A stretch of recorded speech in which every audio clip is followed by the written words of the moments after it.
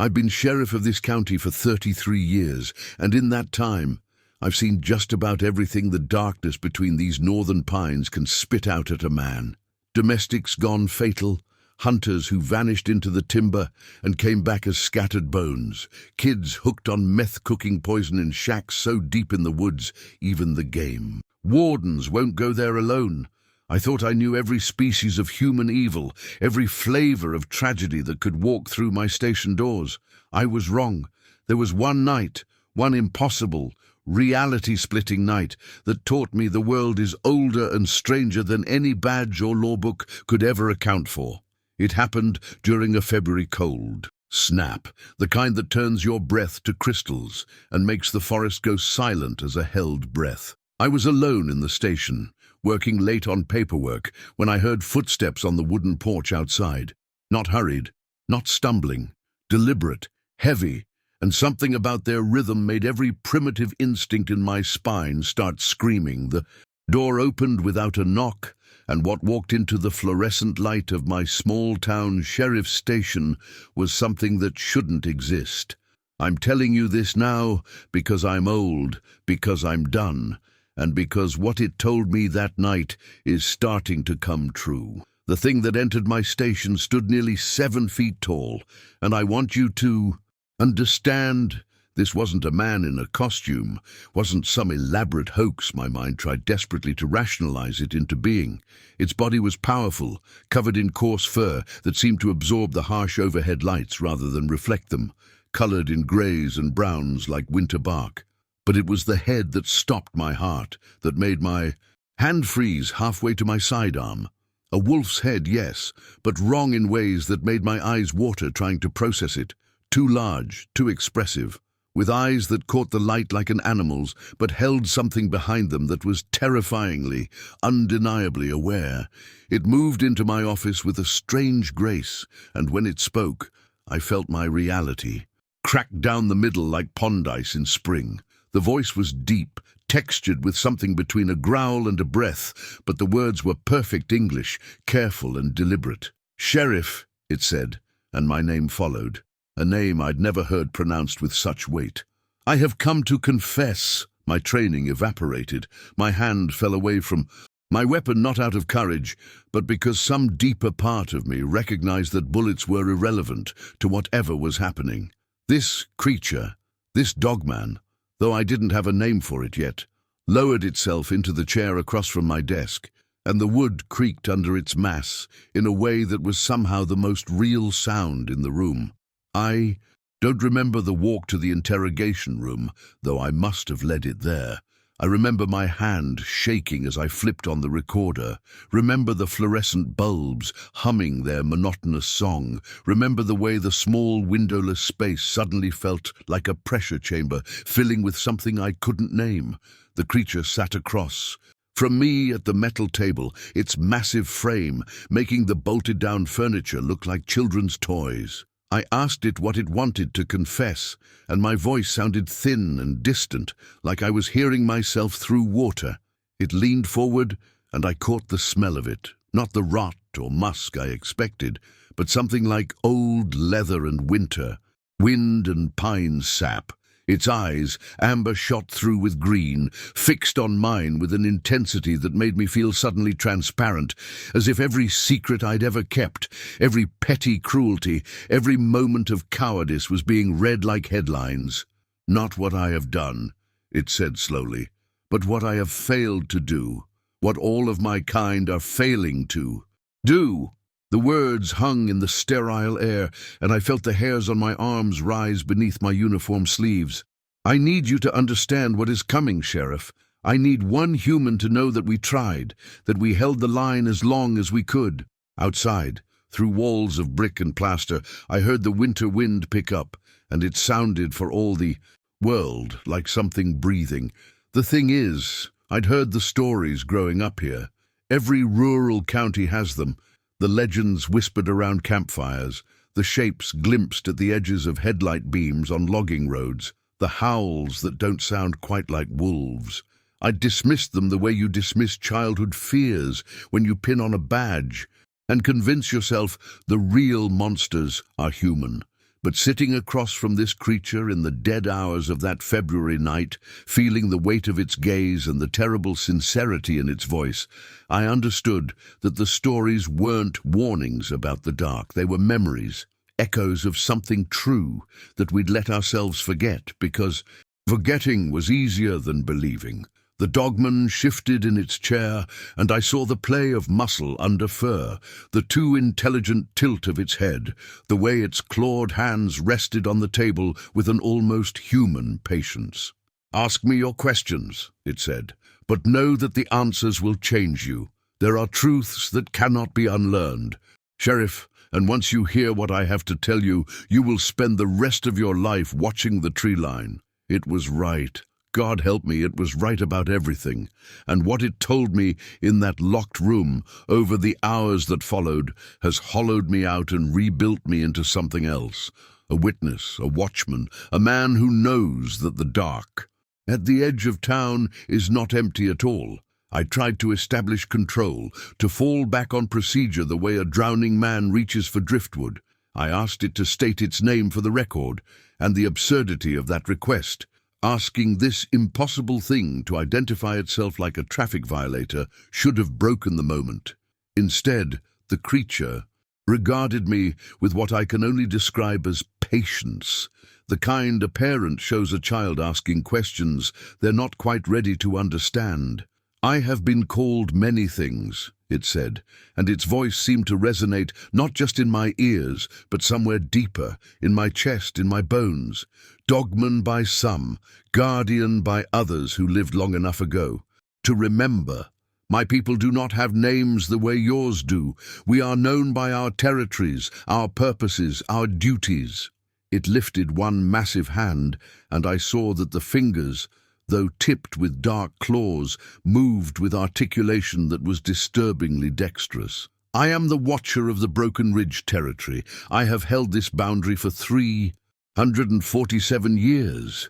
The number sat between us like a stone, dropped in still water, and I felt the ripples of impossibility spreading through everything I thought I knew. This was not a creature. This was not even just an intelligence. This was something that had witnessed the birth of my county, had seen the first settlers clear the land where my station now stood, had watched generations of my ancestors live and die while it remained, constant and alone. The fluorescent light flickered once, and in that brief stutter of illumination I saw the creature differently, saw the weight it carried not just in its powerful frame, but in the way it held itself, a weariness that went beyond physical exhaustion. There were scars visible beneath the fur, places where the coat grew in white and twisted, speaking of old wounds and older battles. Its ears, pointed and mobile like a wolf's, swiveled toward sounds I couldn't hear, a continuous monitoring that never ceased, even as it focused on me. "You're afraid," it observed, not mockingly, but with something like recognition, like it was identifying a familiar scent. "That's good. Fear is the last honest thing most humans feel when they brush against the truth of what shares their world." It leaned back, and the chair groaned in protest, and I noticed for the first time that it wore something approximating clothing, rough, leather across its torso, aged and weather-worn, held in place with cordage that looked hand-braided. The detail struck me harder than the impossibility of its existence, because it suggested culture, continuity, a life lived with intention and care.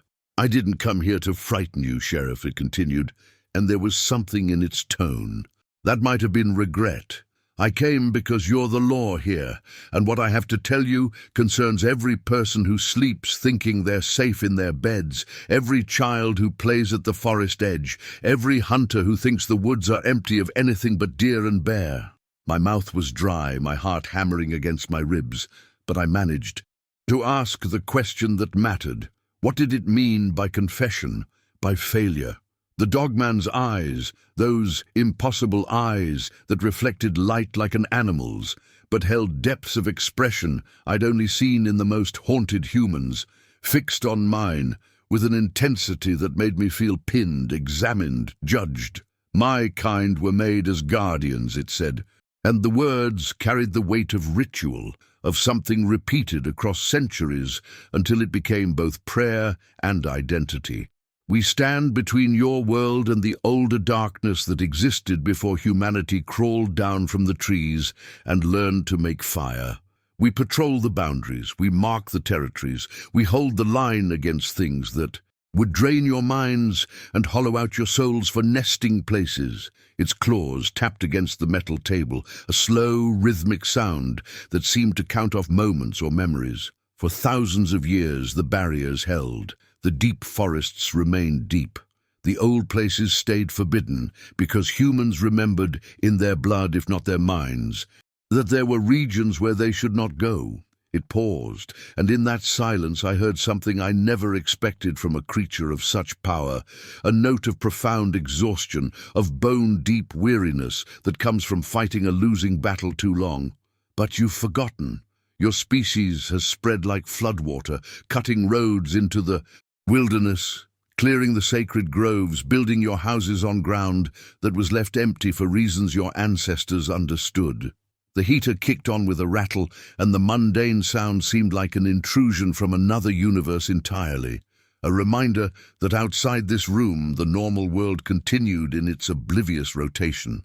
But in here, in this close space that smelled of old coffee and fear sweat and something wild and ancient, I was learning that the normal world was a fiction we maintained through collective, willful blindness.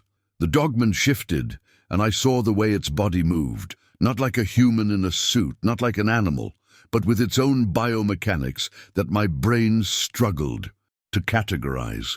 The barriers are thinning, it said, and each word landed with terrible finality. What we've kept imprisoned in the deepest forests, in the places between places, is beginning to stir. They sense the weakness.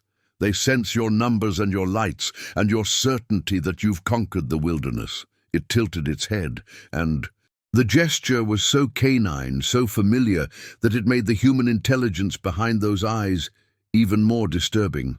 I came here tonight to confess that I'm not certain we can hold them much longer, to warn that what protected you is failing, and to ask.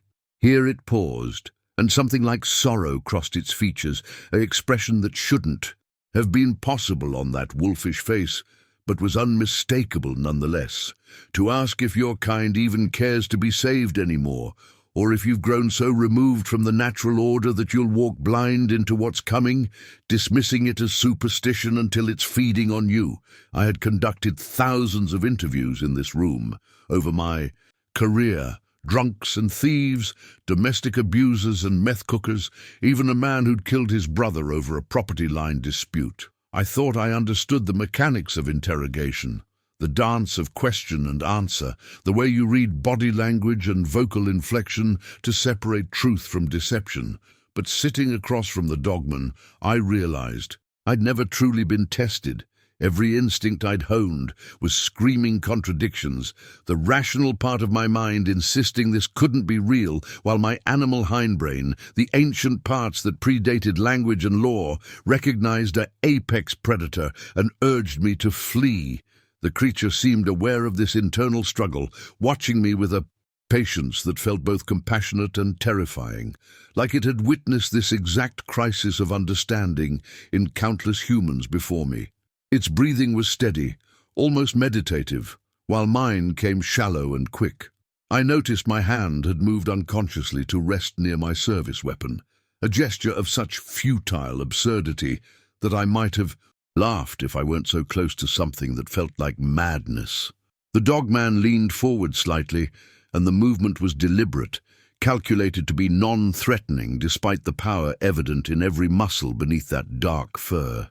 "You're trying to find the category for me," it said, and there was something almost gentle in its voice now, a teacher guiding a struggling student toward comprehension.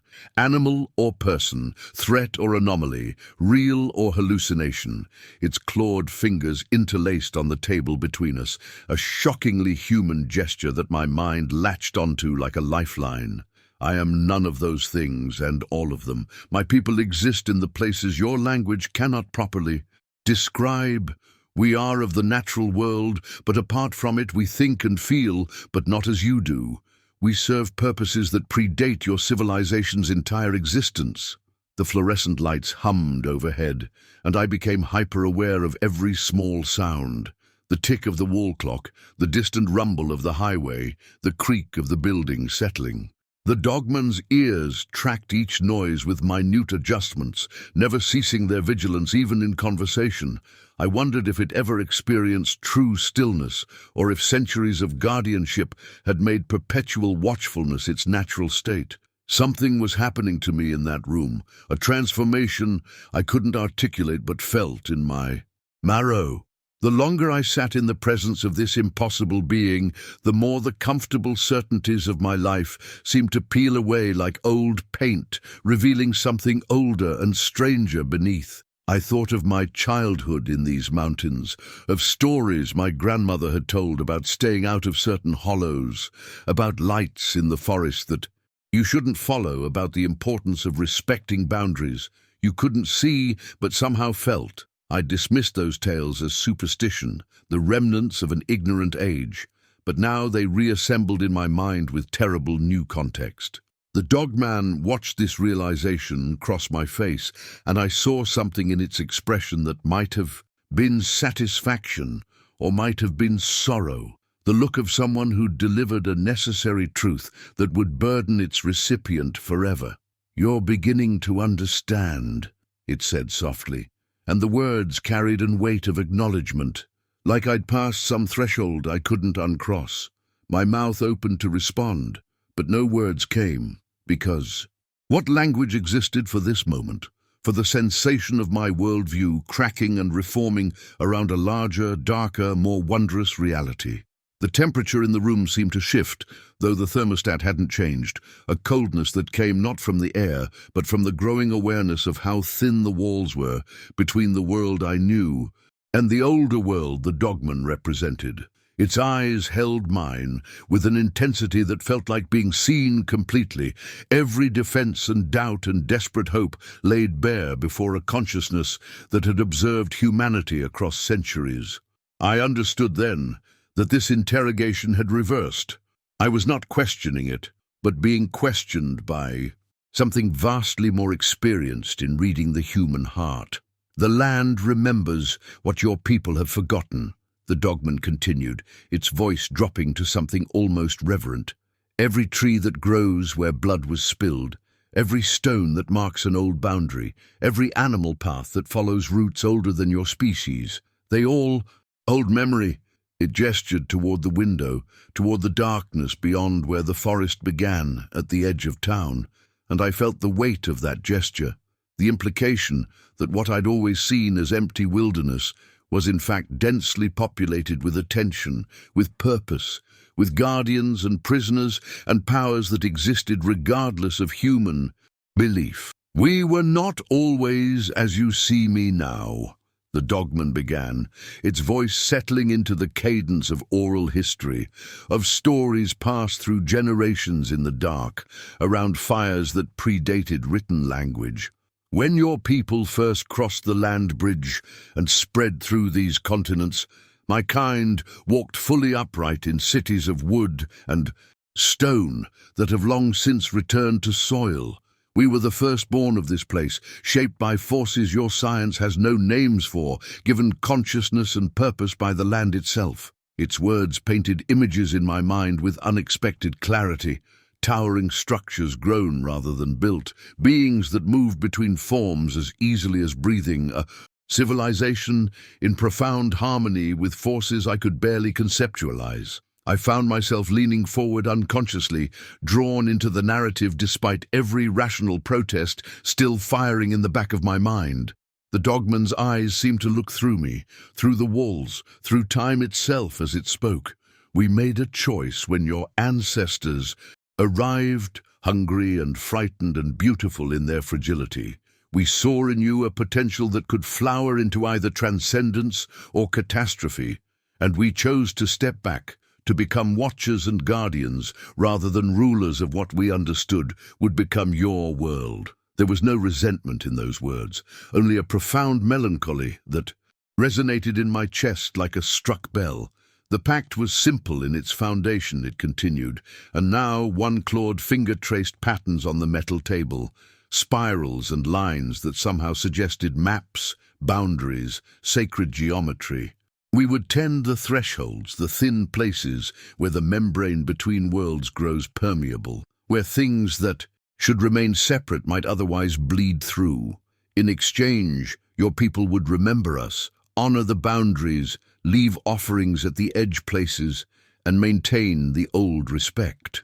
The scratching of claw on metal created a rhythm that was almost hypnotic, and I realized I could feel something beneath the sound, a vibration, a frequency that seemed to resonate in my bones. For millennia, the arrangement held. Your shamans and wise ones knew us, spoke to us, understood their role in maintaining the balance.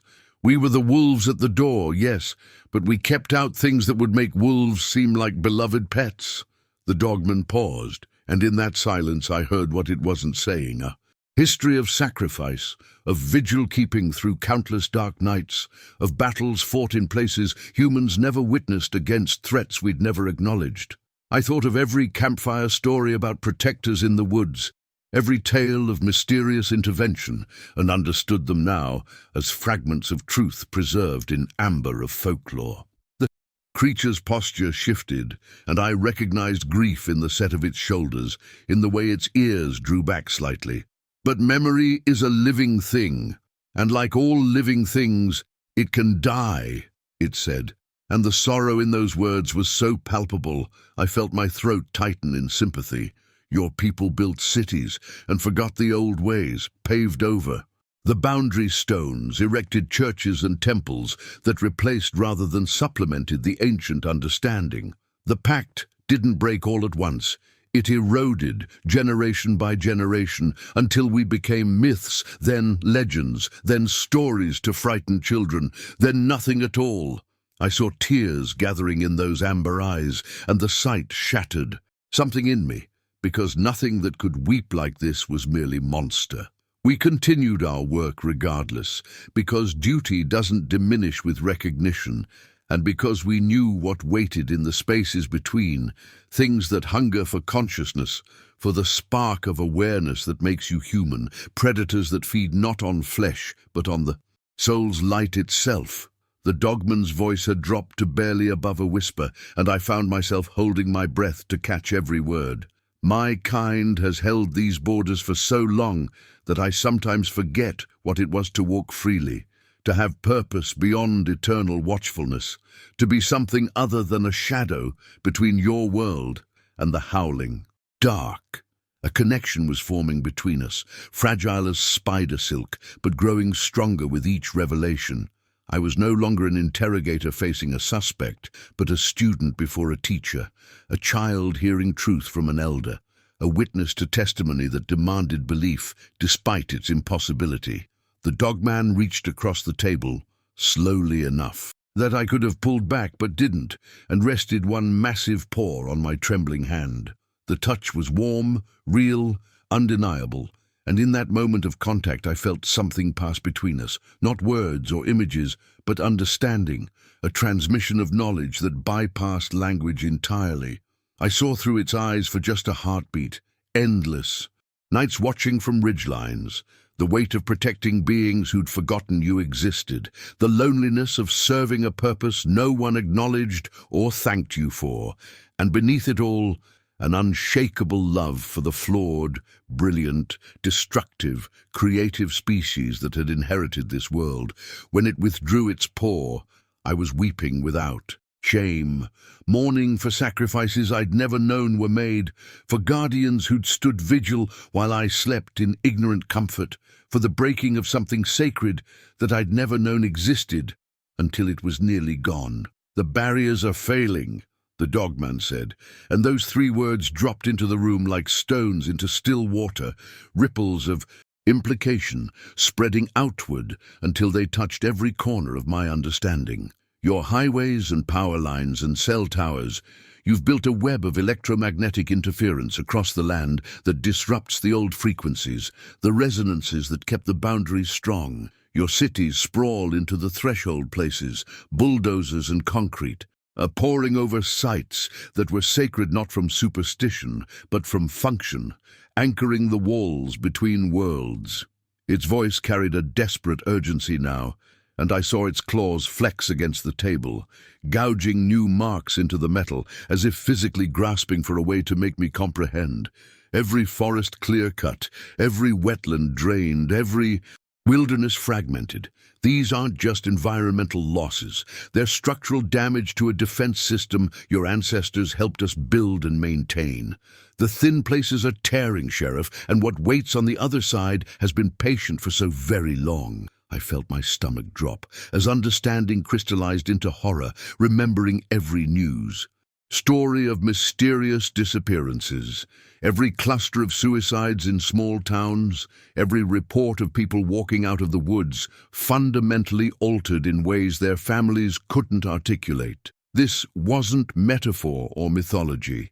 This was threat assessment from something that had been fighting a war I'd never known was happening, and the message was clear: we were losing. The dogman rose from its chair with a fluid grace that seemed impossible for something so large, and began pacing the cramped interrogation room like a caged animal, except I understood now that it had never been caged. It had chosen to be here, had walked into my station because it needed me to understand, needed someone in authority to hear the warning and perhaps impossibly do something about it. They come first, in dreams, it said, and I heard in those words the weight of first-hand knowledge, of battles fought in spaces where physics held no sway. Your people report sleep paralysis, shadow figures at the foot of their beds, and they rationalize it as neurology, as hallucinations, never understanding that consciousness is a beacon visible from the other side, and that hungry things are learning to reach across the thinning barriers to taste what they've been denied. The creature's pacing brought it close enough that I could feel the heat radiating from its body, smell something wild and clean, like pine forests after rain, and I pressed myself back against the wall, not from fear, but from the overwhelming reality of its presence. Once they establish contact in dreams, they can pull harder, draw a person's awareness partially across the threshold. Your psychiatrists call it dissociation, fugue states, but it's predation, Sheriff, slow and methodical, pulling the self away from the body until the spark that makes a person human can be harvested and consumed. I thought of my niece who'd come back from a camping trip changed, speaking in monotone, her eyes empty of recognition, and the doctors had said trauma, had said psychological break. But now I wondered with rising dread if something had followed her back, if something had already been feeding.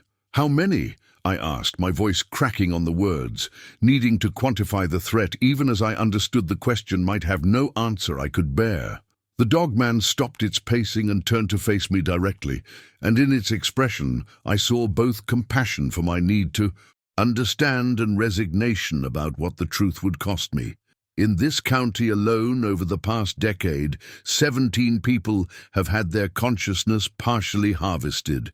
They walk and talk and perform the basic functions of living, but something essential is gone, leaving them as empty vessels going through the motions of existence, it said.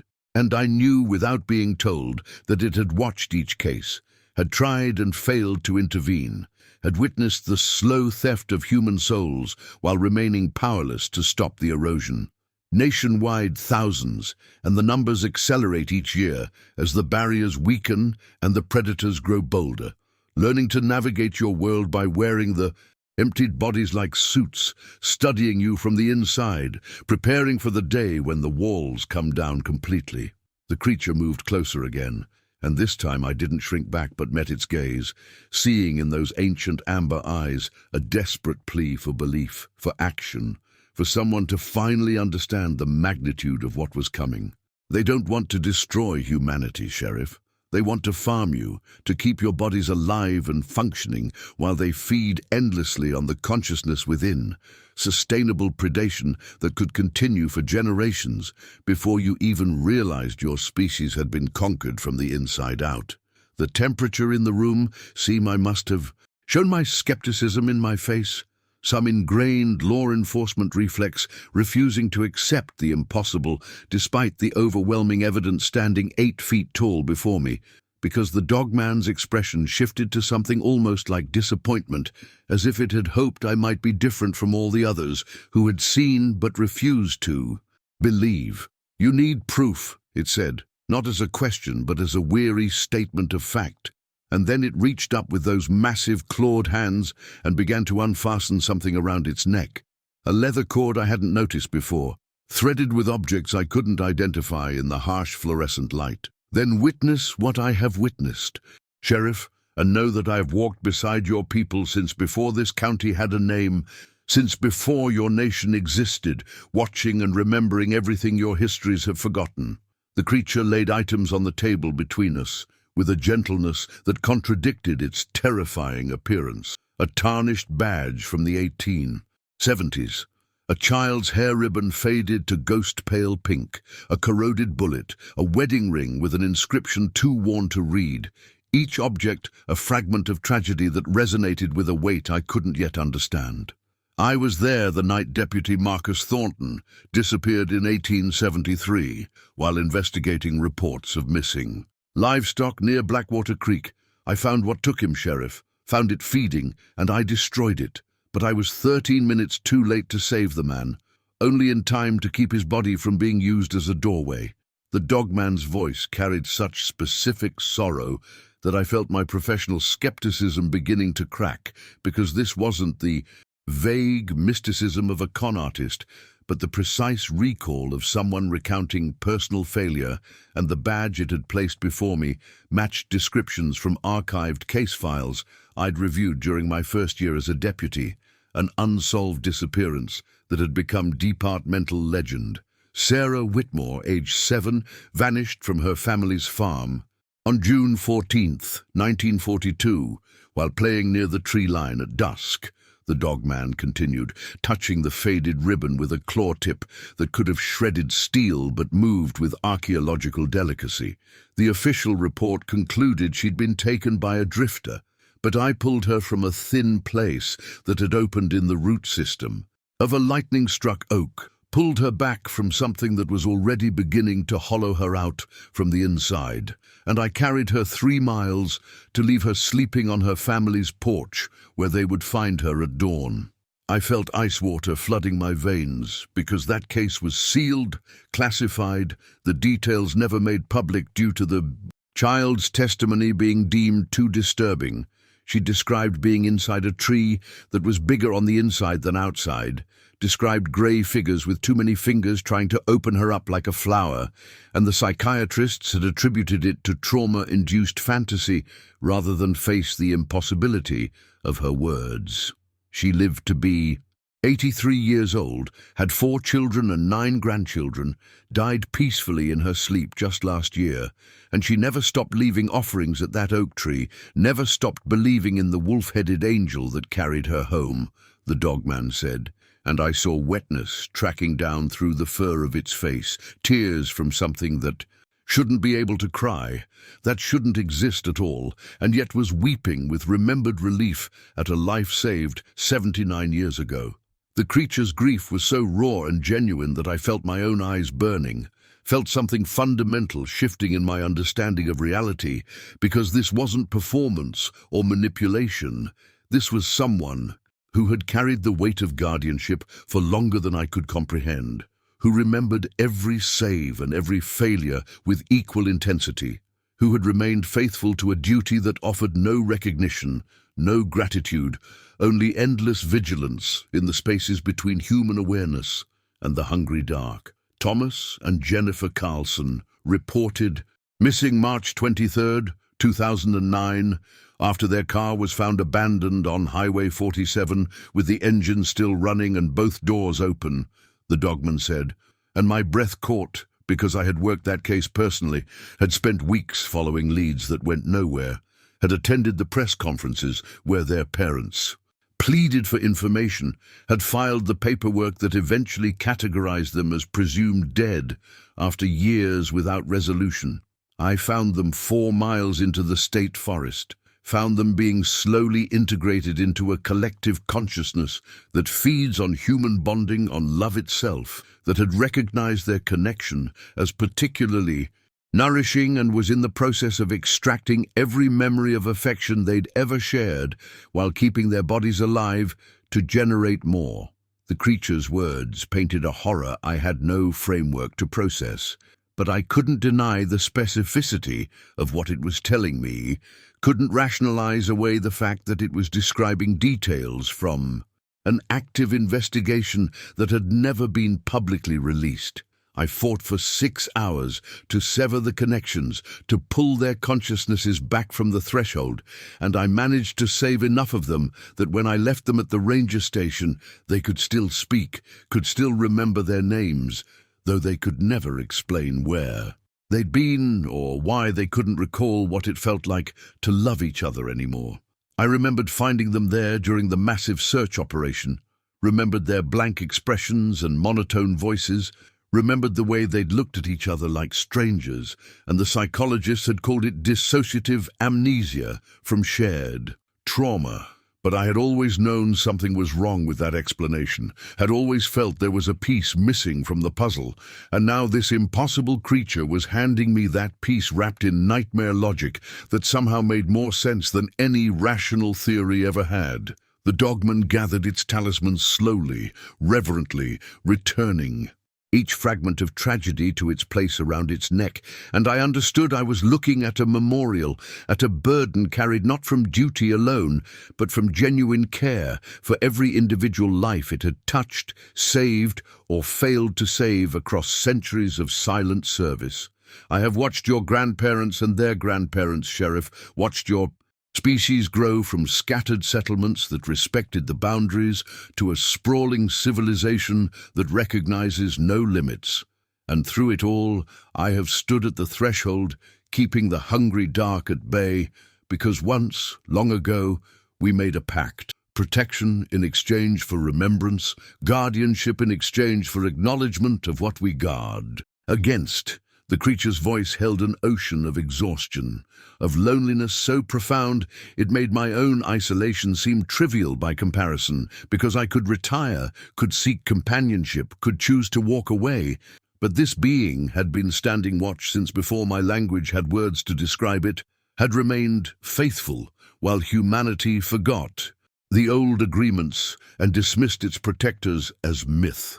But your people stopped remembering, stopped teaching the young ones about the boundaries and why they mattered, stopped leaving the offerings and speaking the words of gratitude that weren't superstition but maintenance, active reinforcement of the barriers through acknowledgement of what they held back. I heard in those words not accusation but mourning, grief for a partnership that had dissolved through neglect rather than malice, through the simple human tendency to forget what isn't constantly visible.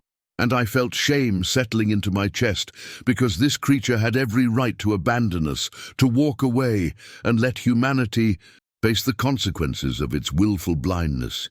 Yet here it sat in my interrogation room, making one final desperate attempt to wake someone up before it was too late.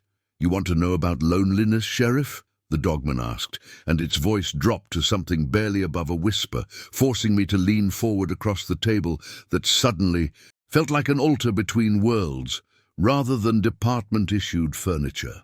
Imagine watching a family gather for celebrations year after year, watching children grow into parents and then grandparents, watching love and loss cycle through generations while you remain unchanged, unchanging, forever outside the warmth of their fires and the comfort of their touch, because the moment you step fully into their world, you lose the ability to stand in the spaces between where the real threats gather.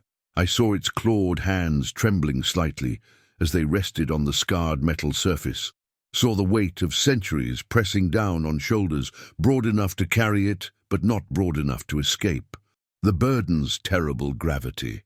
I have listened to mothers singing lullabies to babies who would grow up and sing those same songs to their own children, while I remained in the shadows, ensuring they lived long enough to do so.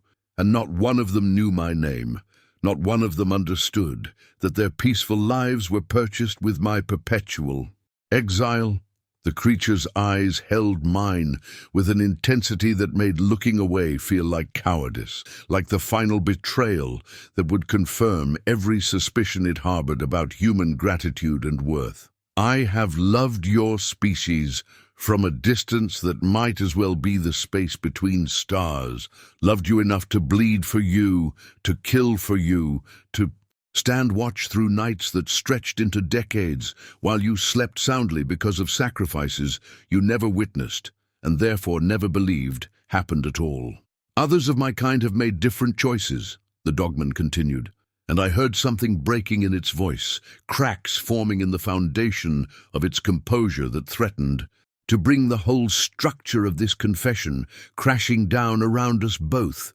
Covenant keepers who stood their posts for millennia have simply walked away, returned to the deep forests where human civilization cannot reach, decided that a species that cannot remember its protectors does not deserve protection, and I cannot argue with their logic, even as I refuse to follow their example. Its hands curled into fists that could have punched through the reinforced walls of my station, but instead struck the table with a restraint that was somehow more frightening than violence would have been, a control born from endless practice at not breaking the fragile things it was sworn to defend. 3 of my brothers and 4 of my sisters have abandoned their territories in the last 5 years alone, and the things that move into those unguarded spaces do not announce themselves with drama or spectacle. They seep in slowly, poisoning communities from within, turning neighbor against neighbor, amplifying every petty darkness until whole. Towns tear themselves apart while congratulating themselves on their rationality and enlightenment. The dogman's words painted a horror more insidious than any monster, the horror of corruption disguised as progress, of dissolution mistaken for evolution. And I thought of communities I'd seen decay over my career, towns that had seemed to rot from some invisible center, and wondered with growing dread if I was finally learning the true cause.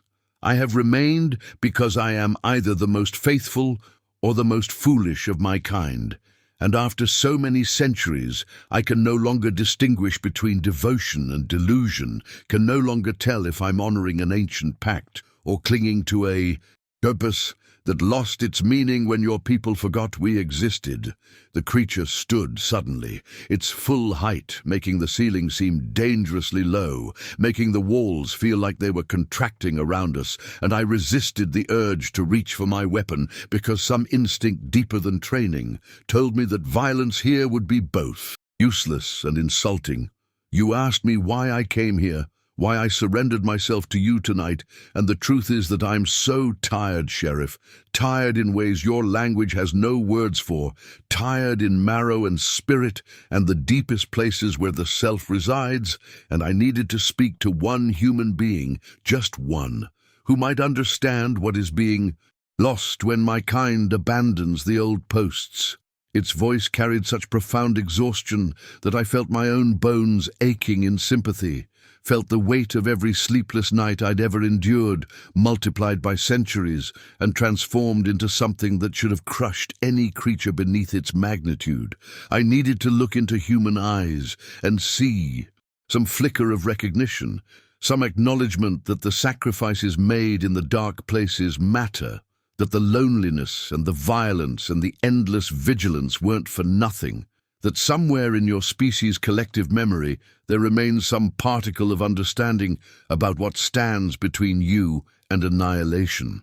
The dogman's eyes searched my face with desperate intensity, and I understood that I was being asked to validate an existence that had spanned ages, to somehow represent redemption for every generation that had forgotten, and the responsibility of that moment felt heavier than my badge had ever been. Tell me, Sheriff, tell me honestly, does humanity deserve guardians it refuses to remember, protectors it has rewritten as monsters in stories told to frighten children, covenant keepers it has abandoned to eternal isolation while enjoying the safety we provide? The question hung in the air between us like a blade, and I realized with crystallizing horror that my answer mattered, that this being who had watched over my county since before it existed was asking me to justify its continued sacrifice, and whatever I said next might determine whether it remained at its post or joined the others who had walked away into the deep forests, leaving us exposed to threats I was only beginning to comprehend. I opened my mouth and found my throat dry, found words inadequate for the weight of what was being asked, because how could I speak for a species I'd spent my career watching fail each other in small ways and large? How could I argue for protection when I knew intimately how quick humans were to forget kindness and remember only grievances? How could I validate a faith that my own people had betrayed through simple, grinding neglect? Yet as I looked into those ancient, sorrowful eyes, I saw reflected there not just the dogman's loneliness, but my own, the isolation of every person who has stood watch while others slept, who has carried knowledge too heavy to share, who has sacrificed connection for duty and wandered in the dark hours. If anyone would notice or care, and I understood that we were not so different, this impossible creature and I, both of us keeping vigils that offered no glory, no recognition, only the cold comfort of promises kept to people who would never know our names. "What my kind has been holding back," the dogman said, and its voice took on a quality that made the fluorescent lights flicker as if reality itself was struggling to contain what was being spoken, "is not something you can shoot or cage or negotiate with, Sheriff. It is something that exists in the spaces between thought and dream, something that feeds not on flesh but on consciousness itself, on the spark that makes you believe you are. You!" The creature's words seemed to lower the temperature in the room, and I watched my breath cloud in air that had been warm moments before. Watched frost form on the corners of the observation window that I knew was reinforced, but suddenly seemed as fragile as tissue paper. They are older than my kind, older than humanity, older than the forests themselves, and they were here when the world was still learning what shapes to take, what rules to follow, and they have never accepted the boundaries that allowed life, as you understand it, to flourish. I felt something shifting in my perception, felt the solid walls of my station becoming somehow permeable, felt the presence of vast, hungry things pressing against barriers I couldn't see but could suddenly, terribly feel, like pressure changes before a storm that would never break, but only build and build forever. My brothers and sisters and I were created, or evolved, or chosen.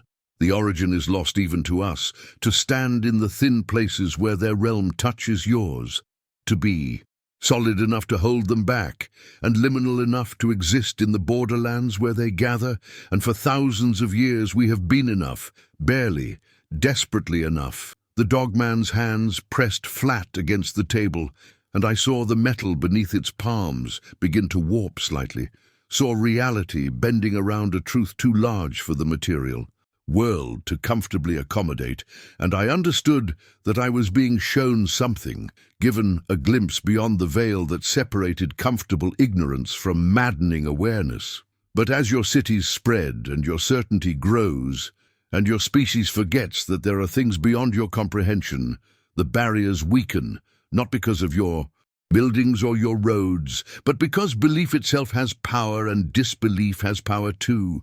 And when an entire species stops believing in the boundaries, those boundaries begin to fail. "They are stirring now," the creature continued, and I heard something in its voice that I had never heard before in all my years of interrogating the worst humanity had to offer. I heard genuine fear, primal and absolute, the fear of something that had faced horrors for millennia and found itself finally terribly overmatched. In the deep forests where my kind still maintains watch, we feel them pressing harder against the ancient barriers, testing for weaknesses, finding them with increasing frequency in places where guardians have abandoned their posts or where human encroachment has thinned the veil to gossamer. The dogman's eyes were no longer looking at me but through me, seeing something I couldn't perceive, but could sense the way you sense a predator's attention in the dark, that prickling certainty that something vast and hungry is aware of your existence. When they cross over, and they will cross over, Sheriff, the question is no longer if, but when. They will not announce themselves with violence or spectacle. They will not tear people apart or burn cities, because that is not what they hunger for. That is not what sustains them. Its voice dropped to barely audible, forcing me to strain forward, even as every instinct screamed to push back, to run, to flee this knowledge that felt like poison seeping into my understanding of reality itself. They will slide into human consciousness the way water seeps into cracks, and they will feed on identity itself, on the precious sense of self that makes you believe you are a continuous being with memories and preferences and loves and fears, and they will hollow you out so slowly that you will not notice until one day you look in the mirror and realize you cannot remember why any of it mattered, cannot remember what you were before the emptiness began. I thought of missing persons cases I had worked, where the found were somehow worse than the lost.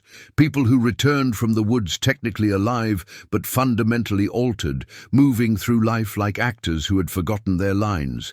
And a terrible understanding began crystallizing in my gut. Your medical professionals will call it depression or dissociation or early onset dementia, will prescribe medications that do nothing because the problem is not chemical but existential, not neurological but ontological, and the hollowed-out husks will spread the emptiness to those around them through proximity and intimacy until whole communities are infected with a meaninglessness that wears human faces and speaks with human voices, but contains nothing human at its core. 3 towns have already fallen in territories my siblings abandoned, the dogman said, and it pulled a folded piece of paper from somewhere in the matted fur of its torso, placed it on the table between us, with a gentleness that contrasted horrifically with the revelation it contained. I have written their names here, and if you investigate you will find that suicide rates have tripled, that families are dissolving without clear cause, that people are simply drifting, going through motions without purpose, and the only ones who leave are those who flee before the hollowing completes. I reached for the paper with hands that trembled, unfolded it to see 3 town names written in surprisingly elegant script, and I recognized 2 of them from reports that had crossed my desk, communities experiencing what social workers called epidemic despair without identifying any precipitating trauma. This is what is coming for your county when I can no longer hold my post alone, when the weight of centuries finally breaks something in me that cannot be repaired, or when the barriers fail completely because too many guardians have walked away and the remaining few cannot cover the vast spaces left undefended. The creature leaned forward, and I smelled earth and rain and something older, something that belonged to a world before humanity learned to make fire and tell stories around it, and I understood that I was being trusted with knowledge that could break a mind less prepared by years of witnessing human darkness. I have killed 73 of them over my long watch, Sheriff, killed them in ways that would seem like natural deaths or tragic accidents to human investigation, killed them before the hollowing could spread beyond the initial victim. But for every one I stop, 2 more are testing the boundaries. And I am so very tired, and there are so few of us left standing watch, and I do not know how much longer we can hold. So I ask you again, with full knowledge of what hangs in the balance, the dogman said, and its voice carried the weight of every guardian who had ever stood watch in the dark, every protector who had sacrificed recognition for duty, every sentinel who had loved from a distance that could never be crossed. Does humanity deserve protection from threats it refuses to acknowledge, from a hunger it cannot perceive, purchased with the loneliness and exile and endless vigilance of beings it has forgotten, except in stories that paint us as monsters? The question was not rhetorical this time, not philosophical, but immediate and pressing, a genuine plea for validation from a creature whose faith in its purpose was crumbling after millennia of thankless service. And I understood that my answer would determine whether this guardian remained at its post or joined the exodus into the deep forests. Because I will tell you truly, Sheriff, that if you cannot give me a reason to stay, if you cannot show me that somewhere in the human heart there remains some capacity for gratitude or understanding or even basic acknowledgement of sacrifice, then I will walk out of this station and into the northern woods, and I will not return. And whatever comes through in my absence will be humanity's inheritance for its forgetfulness.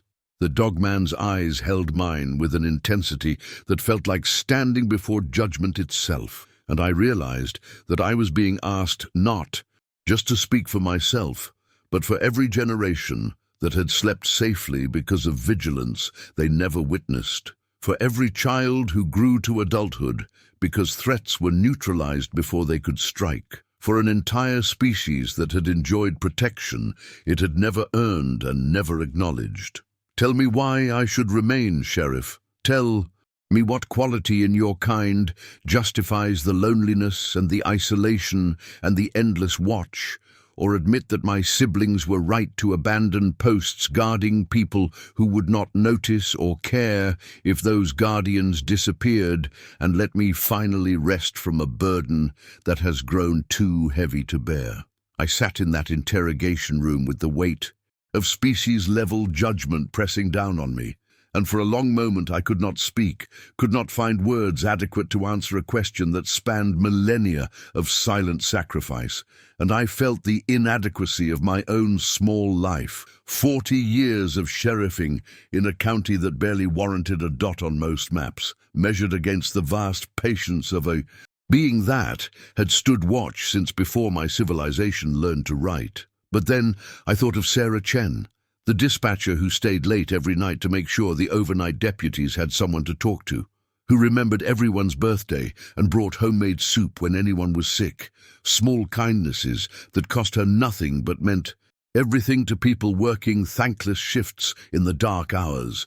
I thought of old Bill Morrison, who maintained the hiking trails on his own time, clearing fallen branches and marking hazards, never seeking recognition or compensation, just quietly ensuring that strangers could walk safely through woods he loved. I thought of the volunteer fire department, of teachers who spent their own money on school supplies, of neighbors who plowed each other's driveways in winter storms, of 1,000 small acts of protection and care that humans offered each other without acknowledgement or reward. And I realized that perhaps we were not so different from this weary guardian after all. You ask, what quality in humanity justifies your sacrifice? I said, and my voice cracked with an emotion I could not name, a grief for loneliness I had never considered, and a gratitude I had never known I owed. And I cannot offer you grand philosophies or noble declarations, because I think you have watched us long enough to see through comfortable lies. The dogman's eyes remained fixed on mine, ancient and patient, and I pressed forward into truth. But I can tell you that in every community I have served, I have witnessed humans standing watch over each other in ways they will never be thanked for, protecting and serving and sacrificing without expectation of recognition, because somewhere deep in our nature, deeper maybe than we usually acknowledge, we understand that civilization is not buildings or laws, but the willingness to bear burdens so others can sleep safely. We do not have your endurance or your strength or your centuries of perspective, I continued, and I felt tears I did not know I was capable of anymore, tracking down my face, washing away the cynicism that decades of police work had built up like calcification around my heart. But in our brief, frantic little lives, we choose again and again to protect each other, to stand watch in small ways and large, to bear witness to darkness so others can remain in light, and maybe that is enough, not to justify your sacrifice, because nothing could justify what has been asked of you, but to show you that the impulse you are protecting exists in us too, fragile and inconsistent as we are. The dogman's expression shifted in ways I could not fully read through its inhuman features, but I saw something like recognition there, perhaps even surprise, as if this ancient guardian had watched humanity for millennia without realizing we were capable of understanding the essential loneliness of protection. You speak of duty and loneliness and endless vigilance as if they are curses unique to your kind, I said, and I gestured toward the station beyond the interrogation room walls. But every person wearing a badge in this building has chosen a version of the same burden. We stand between the vulnerable and the predatory. We witness horrors we can never fully share with those we protect. We carry knowledge that isolates us from normal life. And we do it anyway, not because we are heroes, but because someone has to. And we decided it would be us.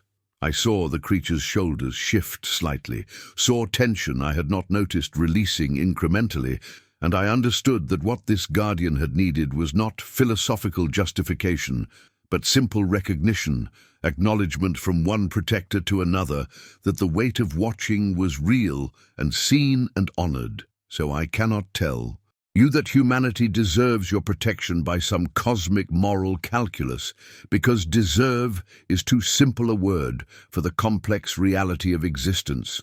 But I can tell you that we carry the same protective impulse you do, scaled down to our limited lifespans and limited power. And if you are asking whether that spark is worth defending, then I say, yes, absolutely yes, because it is the spark that makes us capable of understanding why you have stayed when you could have left. I will remain, the dogman said after a silence that felt like eternity, condensing into a single breath, and its voice carried a quality I had not heard before, not resignation but renewed purpose, fragile and hard-won, like faith rebuilt from ruins. Not because you have convinced me humanity deserves protection in some abstract sense, but because you have shown me that the guardianship I practice exists in your species too, and that perhaps my watch has not been protecting the unworthy but nurturing the seed of something worth the cost. That was 11 years ago, and I retired from the sheriff's office 18 months after that night, though not for the reasons anyone assumed. The official story was that I wanted to spend more time with grandchildren I barely had, to fish and garden and fade gently into the irrelevance that awaits all civil servants who outlast their usefulness. But the truth, which I have never spoken aloud until now, is that I could no longer sit in that office under fluorescent lights, filing reports about noise complaints and traffic violations, when I knew what stood watch in the forests beyond our tidy streets, when I understood the true architecture of protection that humanity had forgotten and now desperately needed to remember. I took a job instead as a volunteer trail coordinator, maintaining the hiking paths that thread through the county wilderness. And if people found it strange that a former sheriff spent his retirement clearing brush and marking hazards in remote areas where few people ventured, they were kind enough not to ask questions I could not have answered honestly.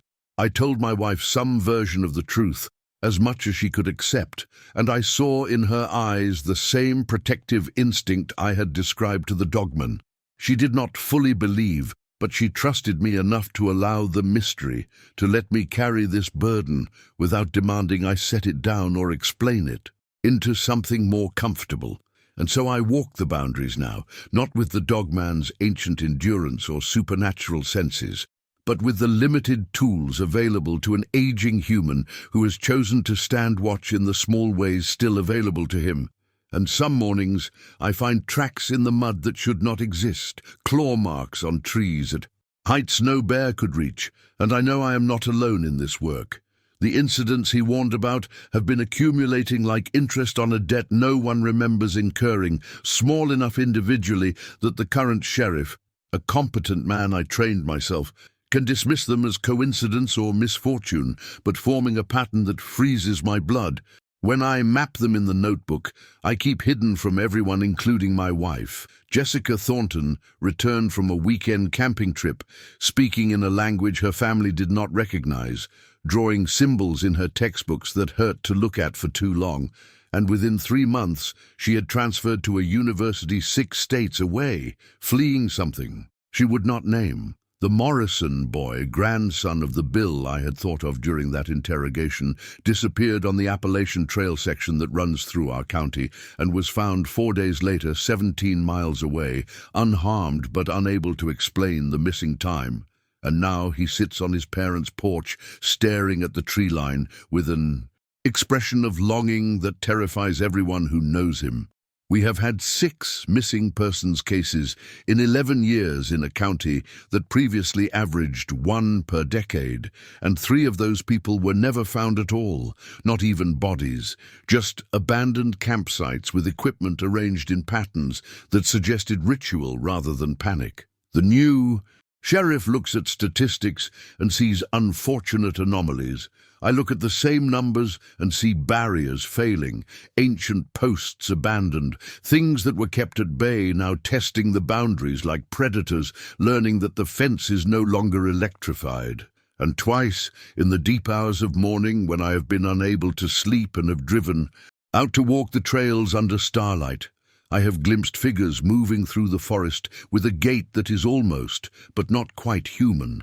And I have found myself whispering thank you to the darkness, hoping that something still patrols these boundaries even as the old pacts crumble. Last month I taught a wilderness safety course at the county library, and I found myself speaking not just about proper equipment and weather awareness, but about respect, about the importance of acknowledging that the forests are not theme parks or gymnasiums, but living systems with their own rules and intelligences that predate human civilization.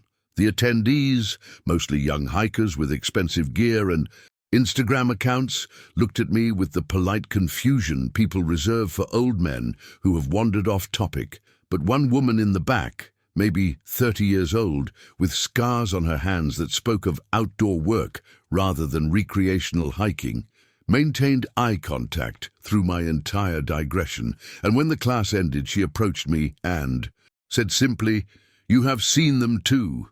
It was not a question, and I found myself nodding before I could think better of it, and she smiled with the sad recognition of someone who carries the same burden of knowing, and we exchanged phone numbers with the understanding that we were forming the beginning of something necessary, a network of watchers who would maintain vigil even as the official world dismissed what we knew to be true. She left without saying anything more, but I found a symbol carved in the bark of a tree near my truck, something between writing and warning, and I understood that the work the Dogman described continues in whatever small ways humans can manage it, that perhaps we are finally learning to be worthy of the protection we have received without acknowledgement for so many centuries. I am 68 years old now, and I know with the certainty that comes from watching that I will not live to see the resolution of what is beginning. The barriers will continue to fail, or they will hold. Humanity will remember the old pacts, or it will face what comes without them, and my small part in this vast pattern will be completed whether I wish it or not. But I think of Sarah Chen, still working dispatch, of Bill Morrison's son now maintaining the same trails his father once walked, of that scarred woman organizing her own network of watchers. And I understand that protection is not a single heroic act, but an endless relay of small choices, each generation carrying the torch a little farther before passing it to hands we will never see. Some nights I dream of the interrogation room, of those ancient eyes meeting mine across a table, scarred with decades of human confessions, and I hear the Dogman's question, echoing through the years. Do they deserve protection at all?